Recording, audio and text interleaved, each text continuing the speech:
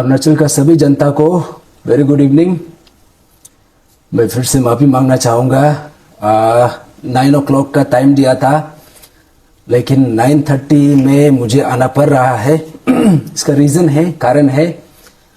पहला रीज़न तो ये है, एक्चुअली मेरा हेल्थ कंडीशन थोड़ा ठीक नहीं है, मैं हॉस्पिटल में हूँ।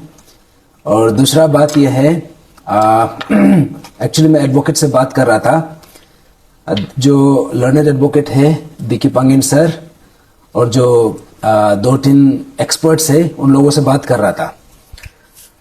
तो वो लोग यहाँ पे ये पर्टिकुलर वीडियो के लिए बहुत बेसब्री से इंतज़ार कर रहा होगा, मुझे पता है, क्योंकि आज 3 तारीख है और जो एई का जो एग्ज़ाम है, अरुणाचल इंजीनियरिंग सर्विस एग्जामिनेशन 2025, ये 6th और 7th को होने जा रहा है। और आज जो एक कोर्ट का वर्डिक्ट आया है, बहुत क्रूशियल वर्डिक्ट आया है कोर्ट का। तो ये वर्डिक्ट को ही बात करने के लिए मैं आप सबके बीच में आया हूं। तो मैं यहाँ पे डायरेक्टली पॉइंट में जंप करने से पहले मैं बता दूं, अरुणाचल इंजीनियरिंग सर्विस एग्जामिनेशन 2025 ये वही एग्जाम है जो 2022 में ऑलरेडी इसको कंडक्ट कर चुका था, लेकिन पेपर लीकेज का कारण वो एग्जाम को ऑलमोस्ट 3 साल के बाद इसको दोबारा रिकंडक्ट किया गया है। और वही एग्जाम है जहां पे ग्यामर पादंग सर ने इसका खुलासा किया था, पेपर लीकेज स्कीम का। तो ये एग्जाम बहुत ज्यादा महत्वपूर्ण है। और मेरा हेल्थ कंडीशन अच्छा नहीं है, फिर भी मैं आज इन अ वेरी अर्जेंट बेसिस, बहुत अर्जेंटली आप सबका बीच में इसलिए आया हूं, क्योंकि बहुत लोग कंफ्यूज्ड है और बहुत लोग एग्जाम के लिए प्रिपरेशन कर रहा है। और मेरा जब से वर्डिक्ट निकला है, मेरे यहाँ पे नॉन स्टॉप कॉल आ रहा है, ऑलमोस्ट लाइक 70-80 कॉल से भी ज्यादा अभी आ चुका है। बहुत स्टूडेंट्स से, पेरेंट्स से, बहुत लोगों से कॉल आ रहा है। तो मैंने सबको यही बोला है कि एक बार में जो भी डाउट्स है, जो भी कंफ्यूजन है, उसको हम लोग एक साथ में क्लियर कर देगा। तो आज आप सबका बीच में इसलिए आया हूं। आज दिन में भी मैंने मेरा फेसबुक पेज में एक लिखा था कि अरुणाचल इंजीनियरिंग सर्विस एग्जामिनेशन 2025 को इसको कोर्ट का तरफ से इसको स्टे दिया गया है। ये मेरा एक वहां पे मैंने पोस्ट लिखा था, क्योंकि ये पर्टिकुलर इशू को, ये पर्टिकुलर जो कोर्ट केस को मैं बहुत क्लोजली फॉलो कर रहा था। इनफैक्ट फर्स्ट हियरिंग से लेके और कल का जो हियरिंग था और आज का जो था, मैंने बहुत क्लोजली देखा। और वहां से मैंने कंक्लूड कर दिया कि द ओनली राइटफुल आउटकम जो होगा वो ये एग्जाम को स्टे करना कोर्ट का तरफ से। तो आज जो वर्डिक्ट निकला है, स्टे है बोल के क्लियरली बोला नहीं है, लेकिन this is almost equivalent to stay. इसका कारण मैं बताता हूं। तो ये एग्जाम जो 27 जुलाई 2025 में हुआ, जो प्रीलिम्स एग्जाम हुआ, और उसका रिजल्ट को डिक्लेयर किया गया ऑन 30 जुलाई। उसके बाद हम लोग 1 तारीख से लगातार एपीपीएससी का जो चेयरमैन है, सेक्रेटरी है, सबको हम लोग बार बार रीच आउट किया, बार बार मिलने का कोशिश किया, लेकिन उन लोगों ने हमारा जो भी इशू था, हमारा जो भी कंसर्न था, उसको नजरअंदाज किया है, उसको बिल्कुल एरोगेंटली उसको ये डिस्कार्ड कर दिया, सुनने के लिए भी रेडी नहीं है। तो इतना कम समय था, इस समय में हम लोग प्रोटेस्ट करता, धरना करता, उससे कुछ आउटकम हो नहीं सकता था। तो मैं पहले बार बता दूं, मैं ये एग्जाम का कैंडिडेट नहीं हूं, इसीलिए ये एग्जाम में मेरा कोई लोकस स्टैंडी भी नहीं है। बट जब ये एग्जाम गलत हुआ है, अगर इसमें कुछ गड़बड़ी हुआ है, उसको लेके मेरा एक फर्ज बनता है। और खास करके यही एग्जामिनेशन जहां में ग्यामर पादंग सर का जो इन्वॉल्वमेंट था, ये एग्जाम का खुलासा का प्रोसेस में ग्यामर पादंग सर ने entire Arunachal Pradesh public service commission में जो घोटाला चल रहा था, जो पेपर लीकेज का, पेपर खरीदने का, बेचने का, और उसको मल्टीपल टाइम्स लिखने का जो सिलसिला चल रहा था, उसको एक्सपोज किया। तो इसलिए ये बात को मैं, मेरा हेल्थ कंडीशन मुझे परमिट नहीं कर रहा है, फिर भी मैं आप सबका बीच में इसलिए आया हूं क्योंकि अभी अर्जेंटली स्टूडेंट्स लोग बहुत ज्यादा कंफ्यूजन में हैं और वो लोग को ये खबर सुनना बहुत जरूरी था। जो वो स्टूडेंट्स लोग को जो एग्जाम के लिए मेंस के लिए प्रिपरेशन कर रहा है और जो क्वालिफाई जो नहीं हो पाया उन लोगों के लिए भी। तो पिछले एक महीना से ऑलमोस्ट 1 अगस्त से घूम के अभी एक महीना से भी ज्यादा हो गया। आज कौन सा डेट है? Today is the, if I remember the date भी भूल गया। आज तो 3 सितंबर है। एक महीना से आगे मीन्स बहुत समय निकल चुका है। लेकिन आज जो वर्डिक्ट निकला है आज जो वर्डिक्ट में बोलूंगा ये स्टूडेंट्स का जीत है, ये एग्रिप्ट स्टूडेंट्स का विक्ट्री है। और ये जो है एपीपीएससी का जो चेयरमैन प्रदीप लिंफा सर और एपीपीएससी का जो सेक्रेटरी पारुल मित्तल मैडम, सुनने में आया है कि उसको ट्रांसफर कर दिया है ये जजमेंट से पहले। और जितना भी एपीपीएससी में हायरार्की है, खास करके द कंट्रोलर ऑफ एग्जामिनेशन और जो भी वहां पे प्रेजेंट है, आप सबके लिए बहुत बड़ा संदेश है। क्योंकि जब हम लोग कुछ इशू उठाता है, इसलिए उठाता है क्योंकि there is something wrong with the particular वो इशू को लेके। तो ये बात आज कोर्ट ने, ऑनरेबल कोर्ट ने क्लियरली बता दिया है कि किस हिसाब से यहां पे गड़बड़ी हुआ है। मैं बता दूं, लास्ट टाइम हमने प्रेस कॉन्फ्रेंस भी किया था इसको डिटेल में। हमारा अरुणाचल फ्रंटियर ट्राइबल फ्रंट जो मेरा पार्टी है, मेरा ऑर्गेनाइजेशन है, हमारा तरफ से भी हमने कॉम्प्रिहेंसिव रिप्रेजेंटेशन लिखा था। लेकिन उन लोगों ने, एपीपीएससी वाला ने उसको बिल्कुल नकार दिया, ये बोल के कि हम मेरिट बेसिस में चला है, हम इशू जो भी रूल्स है उसको कंप्लाई किया है, उन लोगों का बोलना ये था। लेकिन आज जो वर्डिक्ट आया है इसमें हम लोगों का 4 कंसर्न था। बेसिकली देयर वर 4 मेन जो कंसर्न्स। तो पहला कंसर्न ये था कि ये जो एग्जाम है, this is only qualifying in nature, preliminary exam. तो इसी बात को उन लोगों ने फर्स्ट स्टेज में ही उन लोगों ने सेग्रीगेशन कर दिया। तो हमने ये बात को बोला कि प्रिलिमिनरी स्टेज में आपने सेग्रीगेशन किया क्यों? इसको सेग्रीगेशन नहीं करना चाहिए था, क्योंकि सेग्रीगेशन होता है तो वाइवा स्टेज का बाद सिर्फ सेग्रीगेशन होता है। लेकिन इन लोगों ने इनिशियल स्टेज में ही कर दिया। ये पहला ब्लंडर हुआ। दूसरा ब्लंडर ये हुआ, 843 सिविल इंजीनियरिंग कैंडिडेट्स को 7 डिपार्टमेंट में से 3 डिपार्टमेंट से, जितना 7 डिपार्टमेंट्स में वो लोग एलिजिबल था उसमें से 3 डिपार्टमेंट में से उसको एक्सक्लूड कर दिया विदाउट एनी प्रायर नोटिफिकेशन। और तीसरा जो यहां पे जो गपला हुआ उन लोगों की तरफ से, जो गड़बड़ हुआ, ये हुआ कि जो 362 कैंडिडेट्स है उसका रोल नंबर्स को 2 बार लिखा गया। जहां पे यहां पे जो रेशियो है 1:12 रेशियो मेंटेन करना चाहिए था। अगर total number of post 166 post है तो उस हिसाब से जो टोटल नंबर ऑफ कैंडिडेट्स होना चाहिए था 1992। लेकिन इन लोगों ने क्या किया, 362 कैंडिडेट्स को 2 बार लिखा और वो रोल नंबर को 2 टाइम्स रिपीट किया, जिसका कारण से यहां पे 362 फ्रेश कैंडिडेट्स को डिप्राइव किया गया। और हमने बोला कि जो last and most important point ये भी था कि 1:12 रेशियो एज अ होल उसको कंप्लाई किया ही नहीं। तो ये बात को हमने एपीपीएससी को भी लिखा, ऑनरेबल गवर्नर को भी लिखा, उसके बाद जो कंसर्न अथॉरिटी सबको रीच आउट करने का कोशिश किया, पर उन लोगों ने किसी ने माना नहीं। तो अल्टीमेटली जो एग्रीड कैंडिडेट्स है वो लोग के पास कोई ऑप्शन नहीं था, क्योंकि एग्जाम जस्ट 1 महीना भी समय नहीं है, 1 महीना से भी कम समय था। तो ऐसा में या तो वो लोग जो है ऐसे इशू को छोड़ दे, या तो इसको परस्यू करना है तो इसको लीगली चैलेंज कर सकता था। तो यही चीज जितना भी स्टूडेंट्स है उन लोगों ने लीगली चैलेंज किया। तो लीगली चैलेंज करके आज इसका वर्डिक्ट निकला है। तो ये लीगल लैंग्वेज है, बहुत लोग शायद समझ में नहीं आ रहा होगा, बहुत लोगों को लग रहा होगा कि यहाँ पे तो स्टूडेंट का क्या जस्टिस हुआ है, स्टूडेंट लोगों को यहाँ में क्या मिला है। तो यही बात को मैंने क्लियरली जो स्टूडेंट्स लोग का जो एडवोकेट है, जो लीगल काउंसिल है, Dicky Pangin sir, advocate Dicky Pangin sir को बात किया और एटलीस्ट 3 एडवोकेट को मैंने डिस्कशन किया और इसी बात को मैंने क्लियरली इसको ये करने के लिए इसको जानने का कोशिश किया कि लीगल लैंग्वेज में इसका इंटरप्रिटेशन क्या है।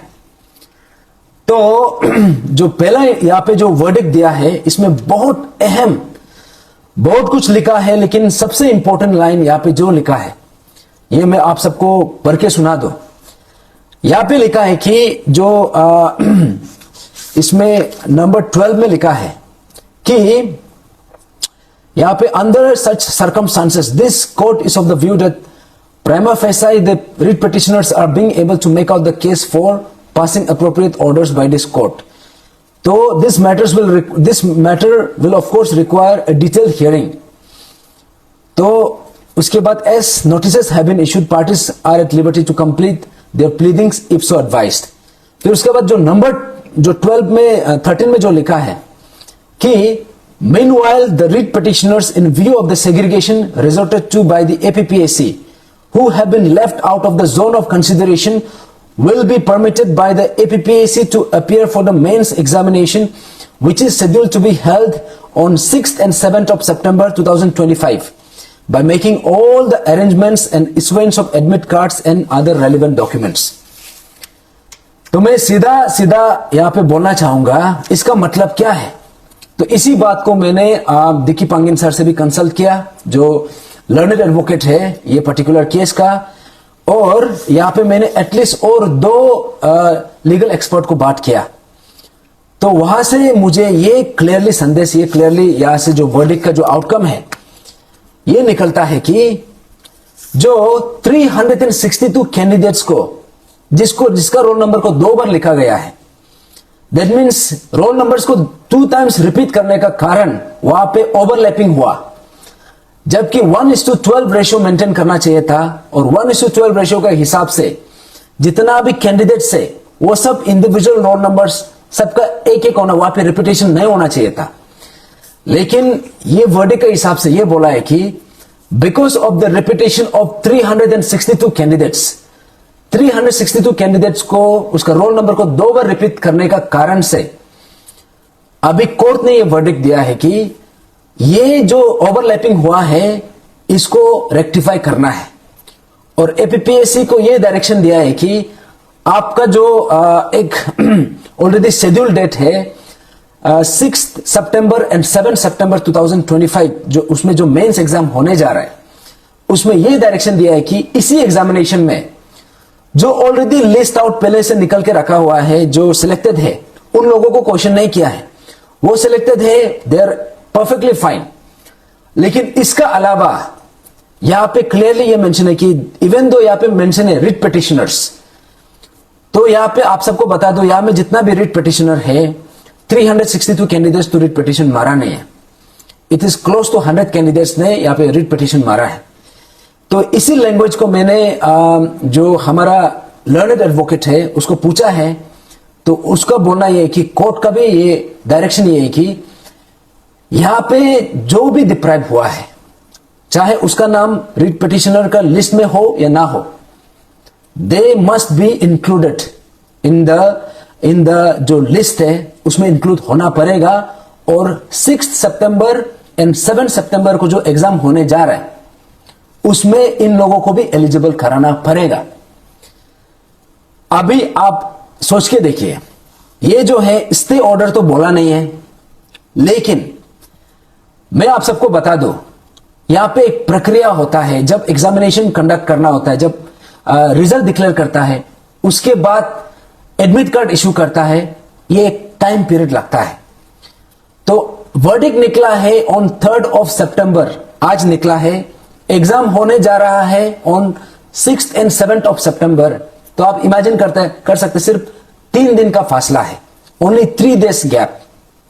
तो ऐसा में अभी एपीपीएससी का ऊपर में एक सवाल उतरा है कि ये जो है ये 362 कैंडिडेट्स को आपको ये 2 दिन का अंदर में आपको तय करना पड़ेगा ये लोग कौन कौन है जो सिलेक्ट इन लोगों को इंक्लूड नहीं किया गया। उसके बाद वो लोगों को है रिजल्ट पब्लिश करना पड़ेगा, the second set of result. Second set of result publish करने के बाद इन लोगों को जो एडमिट कार्ड है उसको इशू करना पड़ेगा। उसको इशू करने के बाद उसके अलावा एपीपीएससी को अभी यह करना पड़ेगा कि इन लोगों का सीट अरेंजमेंट मैनेज करना पड़ेगा, क्योंकि यहां पे क्लियरली लिखा है कि all arrangements must be made by the APPSC. सब अरेंजमेंट करना पड़ेगा। दैट मीन्स जहां पे एग्जामिनेशन सेंटर है उसको भी फ्रेश से एलोकेट करना पड़ेगा। उसके बाद यहां पे जो रोल नंबर्स है, क्योंकि बहुत ज्यादा स्टूडेंट्स है, अभी भी बहुत ज्यादा स्टूडेंट्स है जो आउट ऑफ स्टेशन है, कोई कोई स्टूडेंट्स है जो नो नेटवर्क जोन में भी है। अगर कल को एपीपीएससी जो है 362 का कैंडिडेट्स का रिजल्ट निकल भी देता है, उसके बाद उन लोगों को वो जो सिलेक्टेड कैंडिडेट्स है उन लोगों का जो एडमिट कार्ड है वो भी इशू करना पड़ेगा। आप सिर्फ वेबसाइट में इशू करने से नहीं होगा, इसको बाय मेल भी उसको इशू करना पड़ेगा। तो ये जो है अभी उसके बाद जो क्वेश्चन पेपर्स है, क्वेश्चन पेपर जो ऑलरेडी अभी प्रिंट होके रखा हुआ है, अभी इसमें एडिशनल क्वेश्चन पेपर इन लोगों को बनाना पड़ेगा फॉर 362 कैंडिडेट्स मोर। तो उसके बाद जितना भी लॉजिस्टिक्स रिक्वायरमेंट है ये सब करना पड़ेगा इन 3 days टाइम, इनफैक्ट 2 दिन का अंदर। आप अभी सोच के देखो, आज 3 सितंबर 2025 है, एग्जाम होने जा रहा है on 6 and 7 September. That means APPSC का पास सिर्फ 2 ही दिन है, कल का दिन है और परसों का दिन है। ये 2 दिन का अंदर में एपीपीएससी को क्या करना है, 362 कैंडिडेट्स जो उन लोगों ने डिप्राइव किया था उसको यहां पे second set of result declare करके उसको पब्लिश करना पड़ेगा। ये ऑर्डर का हिसाब से ये बोला है और इसको मैंने कंफर्म किया है फ्रॉम जो कंसर्न लीगल ये है काउंसिल है दिकी पंगिन सर से। मैंने almost half an hour 1 hour का आसपास हमने डिस्कशन करने के बाद मैं कंफर्म के साथ बोल रहा हूं कि 362 कैंडिडेट्स जो ओवरलैपिंग हुआ है, अभी फ्रेश 362 कैंडिडेट्स जो है अभी सिलेक्ट करना पड़ेगा। That means second set of result निकालना पड़ेगा। तो आप इमेजिन करो ये 2 दिन का अंदर में 3 सितंबर और 6 सितंबर का बीच में 4th and 5th 2 दिन ही बचा हुआ है। अभी आप एपीपीएससी का जो चेयरमैन है प्रदीप लिंगफा सर, एपीपीएससी का जो सेक्रेटरी है ये पारुल मित्तल मैडम, शायद उसको आज ही ट्रांसफर किया है क्या कोर्ट केस हारने के बाद। उसके बाद यहां का जो कंट्रोल ऑफ एग्जामिनेशन है, आप सबको बता दो, हमको पता था ये ऑलरेडी प्रॉब्लम है, इसी बात को लेके तो हम आपका पास अप्रोच किया था on 1st of August। 31st को आप लोगों ने रिजल्ट डिक्लेयर किया, अगले ही दिन हम आपके पास गया था इसको एड्रेस करने के लिए, लेकिन आपने एड्रेस किया नहीं। उल्टा हम लोगों को ऊपर में ये एलिगेशन लगाता है कि ये लोग जो है एग्जाम को रुकाने के लिए, ये लोग जो है नोइसेंस है, ये लोग जो है वेस्टेड इंटरेस्ट के साथ आया है। मैं क्लियरली बता दूं, यहां पे हम लोगों ने कभी वेस्टेड इंटरेस्ट के साथ आया नहीं, यहां पे गड़बड़ी हुआ है। ये ऐसा गड़बड़ी शायद कभी हम लोग अभी तक एपीपीएससी का किसी एग्जाम में देखा हो। आप इमेजिन करो, यहां पे एक रिजल्ट को पब्लिश करने के लिए ये लोग इतना समय लगा देता है। यहां पे जब जो प्रीलिम्स एग्जाम के लिए जब रोल नंबर डिस्ट्रीब्यूशन कर रहा था, एडमिट कार्ड डिस्ट्रीब्यूशन कर रहा था, इतना ज्यादा ब्लंडर्स हो रहा था। सिविल इंजीनियरिंग स्टूडेंट को इलेक्ट्रिकल इंजीनियरिंग डिपार्टमेंट का एडमिट कार्ड दे रहा है, इलेक्ट्रिकल वाला को एग्रीकल्चर वाला को दे रहा है, एग्रीकल्चर वाला को फिर सिविल वाला दे रहा है। पूरा ऐसे मिक्सअप करके रख दिया इतना समय रहते हुए भी। अभी आप इमेजिन करो, ये 2 दिन का अंदर में एपीपीएससी अभी कैसे करके आप 362 कैंडिडेट्स का जो मेरिट लिस्ट है आप कैसे करके निकालेगा। दूसरा बात यह है, ये 2 ही दिन का अंदर में रिजल्ट डिक्लेयर करने के साथ साथ आपको ओएमआर शीट एडमिट कार्ड भी आपको इशू करना पड़ेगा। उसके बाद क्वेश्चन पेपर जो ऑलरेडी प्रिंट होके बैठा हुआ है, अभी आप वो क्वेश्चन पेपर को खोल के जेरोक्स नहीं कर सकते। You can not xerox the question paper, क्योंकि क्वेश्चन पेपर को वहां पे इनफैक्ट एग्जामिनर भी या फिर एपीपीएससी के चेयरमैन भी क्वेश्चन पेपर को खोल के नहीं देख सकता है। जब तक एग्जाम नहीं होता है the question paper can not be open, उस सील को खोल ही नहीं सकता है। तो आप इमेजिन कर सकता है ये 2 दिन का अंदर में अभी क्वेश्चन पेपर को भी उसको भी प्रिंटिंग करना पड़ेगा, क्योंकि प्रिंटिंग तो अरुणाचल में होता नहीं है। ये लोग जितना भी प्रिंट करता है या तो कोलकाता में कराता है या तो असम में कराता है, या तो आसपास में जो नेबरिंग स्टेट है वहां पे आउटसोर्स करके ये लोग को प्रिंटिंग कराता है। तो आप इमेजिन करो, एपीपीएससी जो है पूरा 5-6-1 साल रहने से भी ये लोग करेक्शन नहीं कर पाता है, एफिशिएंसी उतना होता नहीं है। अभी आपको लगता है ये 2 दिन में ये लोग कर पाएगा? आज जो मैं जो लिखा था, मेरा पेज में जो लिखा था कि स्टे ऑर्डर मिला है, अभी आप बोल सकते हैं कि this is equivalent to stay order, क्योंकि ये 2 दिन में it is next to impossible for the APPSC to declare 362 का रिजल्ट, 362 कैंडिडेट्स का जो ये जो एडमिट कार्ड थे उसको इश्यू करने के लिए और क्वेश्चन पेपर को प्रिंट करने के लिए। उसके अलावा लॉजिस्टिक्स मैनेजमेंट करना है, क्योंकि एग्जाम सिर्फ एक ही सेंटर में नहीं हो रहा है, ये मल्टीपल सेंटर्स में हो रहा है। तो इसी बात को लेके हमने लास्ट टाइम भी इतना जोर जोर से चिल्ला के, इनफैक्ट हमने प्लीड भी किया था। यहां पे हमने देखा है कि जो प्रदीप लिंगफा सर को जो नया चेयरमैन है, प्रदीप लिंगफा सर ये टेक्निकल बैकग्राउंड से बिलोंग करता है, ये नेरी से आया है। आप चेयरमैन होके आपका शायद 1 साल भी हुआ नहीं है, लेकिन इतना बड़ा ब्लंडर आप कैसे कर सकता है?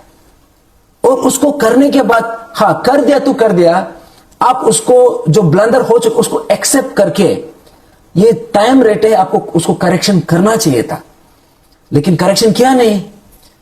तो जितना भी जो स्टूडेंट्स है जो मेंस के लिए क्वालिफाई हुआ है, जो एग्जाम के लिए 6th and 7th के लिए रुक रहा है, आप सबको मैं बता दूं, आप सबका जो भी प्रिपरेशन आप कंटिन्यू कीजिए, चाहे 6th को एग्जाम हो या फिर ना हो। आप सबको मैं बता दूं, आप सबका कैंडिडेचर को कुछ असर नहीं पड़ेगा, आप लोग सही सलामत है, आप लोग 100% सेफ है। लेकिन जो यहां में जो रिपीटेशन हुआ 362 कैंडिडेट्स का जो कम है, अभी इसका भरपाई एपीपीएससी को करना पड़ेगा। जब कोर्ट का वर्डिक्ट आ चुका है, अभी आप कोर्ट को डिनाई नहीं कर सकता है। हम लोगों को तो कुछ भी नाम देके, कुछ भी टैग देके हम लोगों को साइड कर देता है, लेकिन अभी कोर्ट ने बोला है, कोर्ट ने डायरेक्शन दिया है, अभी यह पता चलता है कि हमने जो इशू उठाया ये इशू गलत इशू नहीं था, उसको कोर्ट ने आज जस्टिफाई किया है। तो इसीलिए एपीपीएससी से जो चेयरमैन है प्रदीप लिंगफा सर, मैं क्लियरली जो भी ये वीडियो देख रहा है, आप सबसे में मेरा दिल से रिक्वेस्ट है, ये जो मैसेज है, ये जो वीडियो है, ये जो आप जो देख रहा है, काइंडली इसको प्रदीप लिंगफा सर तक भी पहुंचा दीजिए, जो एपीपीएससी का चेयरमैन है।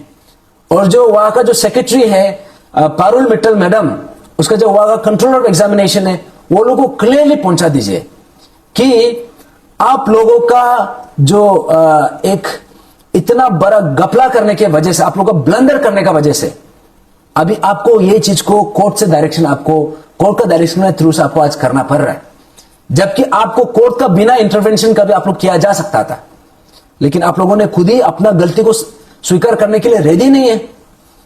तो इसीलिए आज जो है, जितना भी जो नॉन सिलेक्टेड जो कैंडिडेट्स है, जो भी सिलेक्ट नहीं हो पाया है, आप लोग के लिए भी मैसेज है कि यहां में जो भी जो सीट रह गया है 362, इसमें से आप लोग में से कोई भी हो सकता है। खास करके ये जो है 136 पोस्ट जो 7 डिपार्टमेंट्स के लिए था, और खास करके यहाँ पे जो एग्रीकल्चरल इंजीनियरिंग और सिविल इंजीनियरिंग स्टूडेंट्स है, अभी यहां में 362 कैंडिडेट्स यहां पे लागू करना पड़ेगा, जहां में रिपीटेशन हुआ है।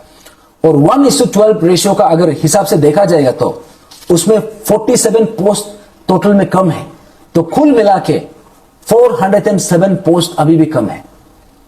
तो दैट मीन्स आइडियली एपीपीएससी को ये 2 दिन का अंदर में 407 कैंडिडेट्स का लिस्ट निकालना पड़ेगा, या तो at the max at least the minimum जो है 362 कैंडिडेट्स जिसका रिपीटेशन हुआ है रोल नंबर, वो उसको पब्लिश करना पड़ेगा। जो फ्रेश कैंडिडेट्स 362 कैंडिडेट्स पब्लिश करना पड़ेगा, और जो एडमिट कार्ड है उसको इश्यू करना पड़ेगा। उसके बाद जो एग्जामिनेशन है उसको कंडक्ट करना है। तो आप लोग अंदाजा लगा सकता है कि जो 6th और 7th को जो एग्जाम जो शेड्यूल किया गया है, this is next to impossible. यहां में एपीपीएससी का पास जब 6-7 मंथ्स का समय भी रहता है, वो लोग उसको एफिशिएंटली नहीं कर पाता है। अभी 2 दिन का अंदर में ये लोग कैसे करके इसको ये करेगा, कंडक्ट करेगा। और जो डिक्लेयर करने के बाद जब रोल नंबर जब एडमिट कार्ड इश्यू करेगा, अभी कोई स्टूडेंट्स होगा जो सिलेक्ट होगा, लेकिन वो आउट ऑफ स्टेशन जो नेटवर्क नो नेटवर्क जोन में है, वो लोग को भी तो सफिशिएंट टाइम आप देना पड़ेगा। तो आप अपना ये एडमिट कार्ड को उसको कलेक्ट कर सकने के लिए, उसके बाद पेपर जो क्वेश्चन पेपर है आप उसको प्रिंटिंग करना पड़ेगा, जो सीट एलोकेशन आप उसको दोबारा रीअरेंज करना पड़ेगा। तो this is next to impossible task. That means APPSC आपसे रिक्वेस्ट है, आपका सबसे बेस्ट जो वे फॉरवर्ड है वो है एग्जाम को काइंडली पोस्टपोन कर दो एटलीस्ट फॉर 1 मंथ, क्योंकि नेक्स्ट हियरिंग जो है यहां पे लिखा है, यहां पे नेक्स्ट हियरिंग का भी डेट दिया है कि 22 अक्टूबर 2025। दैट मीन्स अभी से 1 महीना का बाद जो नेक्स्ट हियरिंग होगा, और उसमें आज का जो वर्डिक्ट है, आज का ये वर्डिक्ट है, इसमें कंप्लीट वर्डिक्ट दिया नहीं है। दिस इज अभी भी ये आधा ही है। आधा मैं इसलिए बोल रहा हूं क्योंकि 362 कैंडिडेट्स को लेके यहां में बात किया है, लेकिन 843 सिविल इंजीनियरिंग कैंडिडेट्स जिसको 3 डिपार्टमेंट से बिना किसी एक्सप्लेनेशन का, बिना किसी प्रायर नोटिफिकेशन का उसको एक्सक्लूड कर दिया था 3 डिपार्टमेंट से सिविल इंजीनियरिंग कैंडिडेट्स को, अभी उसमें भी करेक्शन करना बाकी है। दैट मीन्स यहां पे कोड भी कुछ लिखा है, यहां पे क्लियरली लिखा है कि this matters will of course require a detailed hearing. That means इसको और डिटेल में इसको डिस्कशन करना पड़ेगा, और डिटेल में क्योंकि टेक्निकल एस्पेक्ट्स है, इसको पूरा डिटेल में जाना पड़ेगा, और इसमें पता चलेगा एपीपीएससी कितना पानी में था। यहां में स्टूडेंट्स लोग इतना मर मर के प्रिपरेशन करता है। पिछले आप सोच के देखो 2022 में यही एग्जाम को कंडक्ट किया गया था, और उसी एग्जाम में ग्यामर पादंग सर ने उसका जो आउटकम था, जो पेपर लीकेज था, उसको खुलासा किया। तो 3 साल के बाद इसी एग्जामिनेशन को दूसरा नाम से कंडक्ट करता है, अरुणाचल इंजीनियरिंग सर्विस एग्जाम, लेकिन क्राइटेरिया तो वही है। तो ऐसा में ये लोग जो क्या किया है कि ऐसा में what they have done is कि इतना बड़ा एक नहीं 2 नहीं एटलीस्ट 4 ब्लंडर्स किया है, और ऐसा ब्लंडर किया है कि यहां पे आप पढ़ा लिखा नहीं होने से भी, आप ये एग्जाम का कैंडिडेट नहीं होने से भी, आप जस्ट नॉर्मल एलिमेंट्री स्टूडेंट होने से भी आपको पता चल जाएगा कि यहां में एपीपीएससी कितना बड़ा घपला किया है, कितना बड़ा ब्लंडर किया है। तो आज का जो ये वर्डिक्ट है, आज का जो आउटकम निकला है, मैं आप सबको बता दूं, ये पूरा एंटायर अरुणाचल का जीत है, स्टूडेंट्स लोग का जीत है। क्योंकि एपीपीएससी में हमने देखा है, जब एपीपीएससी में घुसने से पहले, जो मेंबर्स बनने से पहले, चेयरमैन बनने से पहले, सेक्रेटरी बनने से पहले, वो लोग बहुत डिसेंसी के साथ हम लोग इशू को सुनता भी है। लेकिन वहां में उस सीट में जाने के बाद ना हमारा बात को सुनने के लिए रेडी होता है, ना हमारा कोई एक्सप्लेनेशन सुनने के लिए रेडी होता है। वो लोग यही बोलता है कि वो लोग जो कर रहा है वही सही है।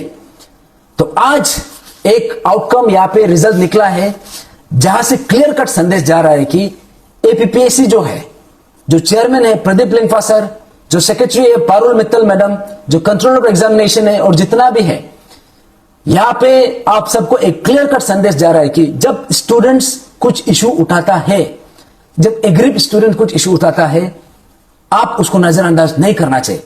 आप उसमें एरोगेंट होके इन लोगों को डिसमिस नहीं करना चाहिए, क्योंकि हम लोगों को मैंने भी खुद भी एक्सपीरियंस किया है, ऑफिस में भी घुसने नहीं देता है। वहां पे हम जब रिप्रेजेंटेशन लेके गया था, मुझे तो गेट में ही रोक दिया, ये बोल के कि ये लड़का बार बार आके हम लोग को डिस्टर्ब करता है। आप सोच के देखो कि मैं एग्जाम को मैं रुका सकता हूं क्या, या फिर मैं किसी एग्जाम मींस किसी का अगेंस्ट में बात करने के लिए आया है क्या? अगर मैं इशू कुछ उतार रहा हूं, दैट इज बिकॉज यहां पे किसी ना किसी कोई ना कोई जेन्युइन कैंडिडेट्स को सीरियसली डिप्राइव हो रहा है, इसीलिए उठाया है। तो ये है आज का जो वर्डिक्ट। तो एपीपीएससी से मेरा रिक्वेस्ट है, the best course of action जो एपीपीएससी अभी कर सकता है वो ये है कि एग्जाम को सुटेबली आप लोग पोस्टपोन कर दो। पोस्टपोन करके 362 कैंडिडेट्स या फिर 407 कैंडिडेट्स 1:12 रेशियो का हिसाब से उसका लिस्ट निकाल के उसको अभी, क्योंकि सोच के देखो 5 तारीख को सपोज ये 2 दिन का अंदर में सपोज 362 रिजल्ट का लिस्ट निकाल देता है, तो जो सिलेक्ट होगा ना उन लोगों को सिर्फ एक ही दिन पढ़ने का मौका मिलेगा। 5 तारीख को ये लोग का रिजल्ट निकलेगा, 6 तारीख को ये लोग का एग्जाम होगा। आप इमेजिन करो, तो ये तो कैसे जस्टिस हुआ। चलो भले ही कोई लोग प्रिपेयर होता भी होगा, अभी जो ऑलरेडी 1 महीना से पढ़ रहा था वो लोग के लिए भी ऑलरेडी इतना कम समय था, क्योंकि ये एग्जाम में जिस हिसाब से इसको अंजाम दिया शुरू से ही अचानक से सिलेबस को इतना बड़ा कर दिया, ऑलमोस्ट लाइक 5 टाइम्स सिलेबस को बढ़ा दिया। उसके बाद पहले जो एग्जामिनेशन जैसे प्रीलिम्स और मेंस का बीच में जो ड्यूरेशन होता था एटलीस्ट 65 to 90 डेज का समय दिया जाता था, अभी ये लोग जो क्या किया सिर्फ 35 डेज दिए।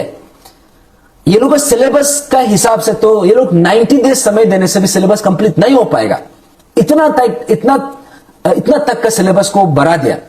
लेकिन उन लोगों ने क्या किया, टाइम को बढ़ाने के बजाय उल्टा टाइम को ड्रामेटिकली उसको कम कर दिया। अब यहां में बहुत एक सवाल उठता है कि क्या यहां में इतना डेस्परेशन ये एग्जाम को कंडक्ट करने का क्या डेस्परेशन है, क्या कारण है? क्योंकि हमने देखा था 2017 का जो एग्जाम हुआ था, जब मिनोटी बोरंग और चांदनी होटल वाला जो एपिसोड हुआ था, वो एग्जाम को भी उस समय का जो चेयरमैन था निपुण नवम सर इतना डेस्परेट था एग्जाम को कंडक्ट करने के लिए। अभी हमको पता चल रहा है कि उसमें मिनोती बोरंग जैसे लोग था, उसमें जो था ओपेद मिबांग लोग जैसे लोग था, उसमें चांदनी होटल में एग्जाम को लिखा जा रहा था। इसीलिए ये लोग जो डेस्परेट था एग्जाम को कंडक्ट करने के लिए, अभी सेम डेस्परेशन इसी एग्जाम में हमको भी देखने को मिल रहा है। ये एग्जाम में इतना 35 डेज सिर्फ कैसे करके 35 डेज दिया है, और सिलेबस को आप लोगों ने चेंज किया in the last 11th hour. Prelims से 1 महीना पहले सिलेबस को चेंज कर देता है। उसके बाद प्रीलिम्स होने के बाद भी यहां में क्या होता है, कैंडिडेट्स को, कोई एग्रीकल्चर स्टूडेंट का कैंडिडेट को सिविल इंजीनियरिंग स्टूडेंट डिपार्टमेंट का एडमिट कार्ड दे देता है, फिर सिविल वाला को इलेक्ट्रिकल वाला दे देता है, इलेक्ट्रिकल वाला को फिर मैकेनिकल वाला दे देता है। ऐसा ऐसा करके पूरा जंबल अप करके सबको यहां पे कंफ्यूजन में डाल दिया। तो अभी यहां पे एक सवाल ये उतरा है कि इसमें एग्जैक्टली एपीपीएससी का, प्रदीप लिंफा सर का, पारुल मित्तल मैडम का, इन लोगों का क्या यहां पे वेस्टेड इंटरेस्ट है एग्जाम को इस तरीका से कंडक्ट करने के लिए? अगर आप सही समय में सही चीज किया होता, ये स्टूडेंट्स लोगों को कोर्ट का दरवाजा खटखटाने की जरूरत नहीं पड़ना था।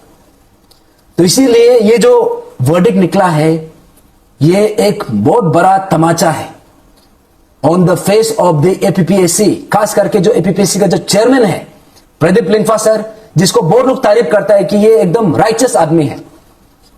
लेकिन ये मैं नहीं बोल रहा हूं कि इन्होंने कुछ घोटाला किया है, लेकिन ये मैं बोल सकता हूं कि गलत को देख के भी प्रदीप लिंफा सर ने नजरअंदाज किया है।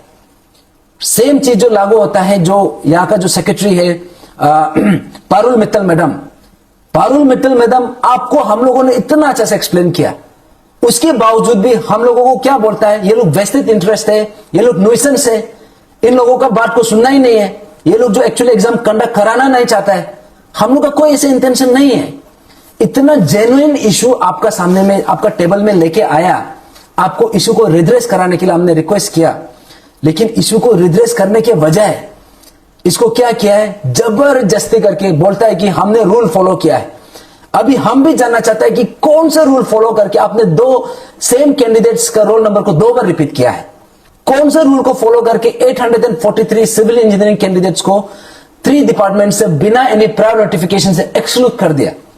किस रूल को फॉलो करके आपने 1:12 रेशियो को मेंटेन ही नहीं कर पाए, जबकि रूल में तो क्लियरली लिखा है?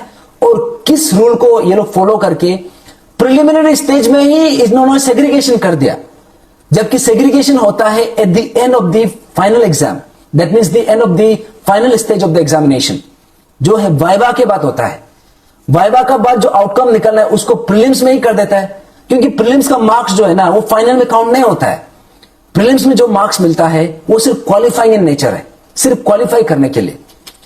तो इसीलिए मेरा जो फेसबुक पेज का जरिए, फेसबुक पेज का माध्यम से मैं जो एपीपीएससी का जो चेयरमैन है प्रदीप लिंगफा सर से मैं दिल से on behalf of all the agreed aspirants, on behalf of all the agreed parents, on behalf of the entire Arunachal मैं आपसे दरख्वास्त करता हूं, आपसे रिक्वेस्ट करता हूं, काइंडली एग्जाम को अप्रोप्रिएटली एक सुटेबल टाइम पीरियड के लिए पोस्टपोन कर दीजिए। इसी बीच में जो स्टूडेंट्स जो डिप्राइव हुआ है उसका रोल नंबर को काइंडली इमीडिएटली पब्लिश कीजिए और उसके बाद एग्जाम को सही तरीका से उसको कंडक्ट कराइए। अभी हमको यहाँ पे किसी का अगेंस्ट में बात करने के लिए हम बना आया नहीं है। और यहाँ पे कुछ दिन पहले मुझे कुछ पेरेंट्स लोग भी कॉल कर रहा था कि उन लोगों का स्टूडेंट जो, उन लोगों का बच्चा जो है, भाई बहन जो है क्वालिफाई हुआ है, ये कोर्ट केस का वजह से ये डिले होगा, ये होगा, वो होगा। मैं आप सबको बता दूं, जिसका भी क्वालिफाई हुआ है, जो भी पेरेंट्स है, आप लोग एक पल के लिए खुद को जो डिप्राइव हुआ है उन लोगों का पेरेंट्स का अपना उन लोगों का शू में जाके देखिए, उन लोगों का जगह में आप लोग बैठ के देखिए। अगर आपका बच्चा को ऐसे डिप्राइव किया होता, क्या आप ऐसे बात करना था क्या? इनजस्टिस हुआ है तो जस्टिस देना है। जैसे मार्टिन लूथर जूनियर ने बोला है, injustice anywhere is a threat to justice everywhere. अगर ये एग्जाम में ऐसा कर सकता है तो आने वाला एग्जाम में भी ऐसा किया जा सकता है। तो इसलिए हमको जब भी कुछ गड़बड़ होता है उसी वक्त, उसी समय में हम सबको इकट्ठा होके गलत को गलत, सही को सही हमको बोलने में हमको हिचकिचाना नहीं है। हमको एकजुट होकर उसमें बात करना है, चाहे उसमें आपका इंटरेस्ट का खिलाफ में क्यों ना हो। इसीलिए जितना भी अरुणाचलीस है, बहुत दिन से ये चीज को मैं अपडेट इसलिए नहीं कर रहा था बिकॉज ये ऑलरेडी कोर्ट में पेंडिंग था और मैं खुद एक पिटिशनर तो नहीं हूं क्योंकि मैं ये एग्जाम के लिए एलिजिबल भी नहीं हूं, मेरा कोई लोकस स्टैंडी नहीं है। लेकिन यहाँ का जो कंसर्न एग्रीड एस्पिरेंट्स है, इन लोगों ने दिन रात एक करके ये इशू को उठाया है, उसको कोर्ट में भी यहाँ पे रीच किया है और कोर्ट से वर्डिक्ट भी आया है।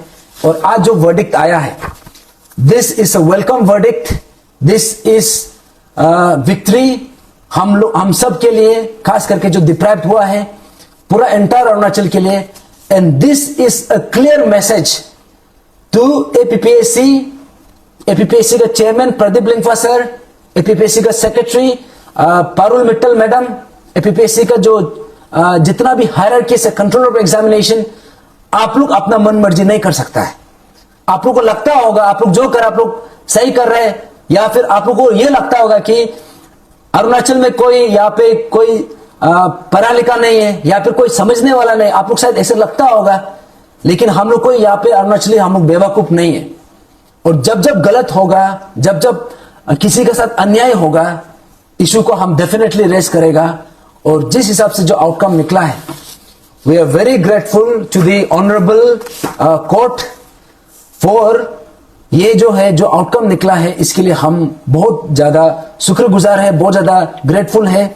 This strengthens, this solidifies our trust in the judicial system, जो जस्टिस सिस्टम है उसका ऊपर में एक बहुत बड़ा हम लोगों को भरोसा करने के लिए और एक स्ट्रॉन्ग हम लोगों को और वजह देता है। तो very grateful to the honourable court, और जो वेरी ग्रेटफुल टू दी हमारा जो लर्नेड काउंसिल है, एडवोकेट काउंसिल, जो legal counsel, Dicky Pangin sir और डायना मैडम और उसका जितना भी सबऑर्डिनेट्स है, आप सबको थैंक यू सो मच। उसके बाद जितना भी स्टूडेंट्स है, जितना भी एस्पिरेंट्स है, आप सबसे मैं फिर से मैं अपील कर रहा हूं, जो भी ऑलरेडी क्वालिफाइड था, आप लोग ये मत सोचे कि आप लोगों को अगेंस्ट में हम लोग या फिर ये स्टूडेंट लोग करा किया है। आप लोगों का कैंडिडेचर को कुछ असर नहीं पड़ेगा। आप लोग जैसे प्रिपरेशन कर रहा था वो प्रिपरेशन को जारी रखिए।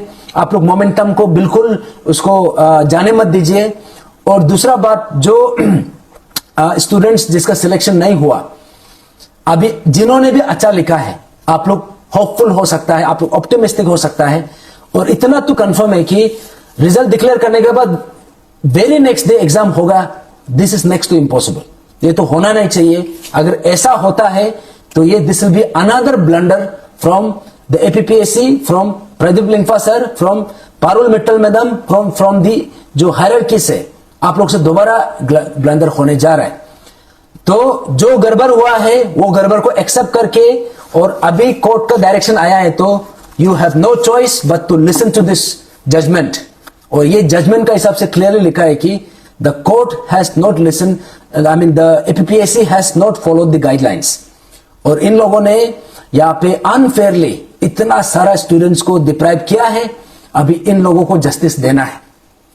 तो जितना भी एस्पिरेंट्स है, जितना भी पेरेंट्स है, मैं बात फिर से बता दूं, यहां पर हम किसी का अगेंस्ट में बोलने के लिए नहीं आया है, किसी का कैंडिडेचर को हम लोग टारगेट करके नहीं आया है, एग्जाम को डिले कराने के लिए नहीं आया है, यहाँ पे हम एग्जाम को यहाँ पे डिस्टर्ब करने के लिए नहीं आया है, स्टूडेंट्स लोग का एज को हम बर्बाद करने के लिए नहीं आया है।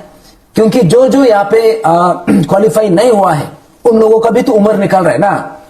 उन लोगों के साथ जो अनफेयर हुआ, उन लोगों के साथ उन लोगों के साथ जो इनजस्टिस हुआ, अभी वो इनजस्टिस को इसको एड्रेस करना पड़ेगा। Now the justice has to be given. तो जितना भी पेरेंट्स है, जितना भी स्टूडेंट्स है, आज थोड़ा सा लेट हो गया है। एक्चुअली मेरा हेल्थ भी थोड़ा परमिट नहीं कर रहा था। इनफैक्ट 9 o'clock को आना था, but because of my ill health नहीं आ पाया। लेकिन आज इसलिए मैं इमरजेंसी में आप सबका बीच में इसलिए आया हूं, बिकॉज ये कवर जाना बहुत जरूरी था। क्योंकि बहुत लोग डायलेमा में हैं, और 6 तारीख 6 और 7 को जो एग्जाम होने जा रहा है, आप लोग भी बहुत ज्यादा कंफ्यूजन लेके बैठ रहा होगा। तो उसी चीज को क्लियर करने के लिए, उसी चीज को बताने के लिए मैं आया था। और जितना भी व्यूअर्स है, जितना भी अरुणाचल का स्टूडेंट्स है, पेरेंट्स है, आप सबसे मैं रिक्वेस्ट करता हूं, जब जब इशू उठाता है, हम कोई बेमतलब का इशू नहीं उठाता है। अगर इशू उतारा है, that means there is a genuine cause behind that, there is a serious cause behind that. इसीलिए हम आप सबका बीच में आया है, और आप सबसे रिक्वेस्ट करता है, आने वाला समय में भी आप लोग सपोर्ट करेगा जब भी हम इशू उठाएगा। क्योंकि यहाँ पे बहुत लोगों का साथ में इनजस्टिस चल रहा है, अभी भी हो रहा है। तो कल को आज किसी का साथ में हो रहा है, और वही इनजस्टिस जो है कल को आपका साथ भी हो सकता है, आपका बच्चा का साथ भी हो सकता है। तो हम यहाँ पे किसी को टारगेट करने के लिए, या फिर किसी का एग्जाम या फिर एग्जामिनेशन या कैंडिडेचर को हम डिस्टर्ब करने के लिए आया नहीं है। हम आया है तो जो डिप्राइव हुआ है उन लोगों के लिए राइटफुल जस्टिस के लिए आया है। तो एपीपीएससी से दरख्वास्त है, एपीपीएससी से रिक्वेस्ट है, एक फ्रेश लिस्ट निकालिए, फ्रेश कैंडिडेट जो अभी तक क्वालिफाई नहीं हुआ था, द डिजर्विंग कैंडिडेट्स का उसका एक सेकेंड सेट ऑफ रिजल्ट निकलना पड़ेगा। उसके बाद उन लोगों के लिए एक अप्रोप्रिएट टाइम एग्जामिनेशन का समय देना पड़ेगा। तो this will be unfair on for them also, क्योंकि एक ही दिन में एग्जाम लिखेगा बोलने से that is next to impossible. तो सभी को थैंक यू, सबको जुड़ने के लिए। अभी थोड़ा लेट भी हो गया है, तो आज डिटेल में डिस्कशन करने के बाद इसलिए थोड़ा लेट भी हुआ। और जैसे ही मेरा हेल्थ ठीक हो जाता है, डेफिनेटली मैं वापस आऊंगा। और जो रिमेनिंग इश्यूज है, क्योंकि यहाँ में कांस्टेबल का भी इशू चल रहा है, इन लोगों के साथ बहुत बड़ा अन्याय हुआ है। अभी उसको भी हम दोबारा जाके हम होम मिनिस्टर सर को बात करेगा। हम होम मिनिस्टर सर का वेट कर रहा है, और as soon as the meeting जब भी होगा, हम डेफिनेटली इन लोगों के साथ जो इनजस्टिस हुआ है उसके लिए हम जस्टिस मांग करेगा। तो थैंक यू सो मच सभी को जुड़ने के लिए। सर अभी बहुत लेट हो चुका है, और जितने जो भी क्लैरिफिकेशन है, ये आने वाले समय में मैं जो भी डाउट्स है उसको मैं क्लियर करता जाऊंगा। और सभी को, और जितना भी स्टूडेंट्स है, सबको मेनी मेनी कॉन्ग्रेचुलेशन। हम सबका जीत है, पूरा एंटायर अरुणाचल का जीत है। And thank you so much again to the honourable court, and thank you so much again to our legal counsel Nicky Pangin sir and team. And all the best to all the students जो भी exam के लिए prepare कर रहे हैं। आप लोग अपना जो प्रिपरेशन है उसको जारी रखिए, और जिसका सिलेक्शन नहीं हुआ है, आप लोग अगर एग्जाम अच्छा किया है तो आप लोग बी होपफुल, बी ऑप्टिमिस्टिक। अभी now the APPSC has no choice but to come up with a second set of result. और ये बार हम उम्मीद करता है, हम एक्सपेक्ट करता है कि this time the justice will be done. Thank you so much, और सभी को गुड नाइट।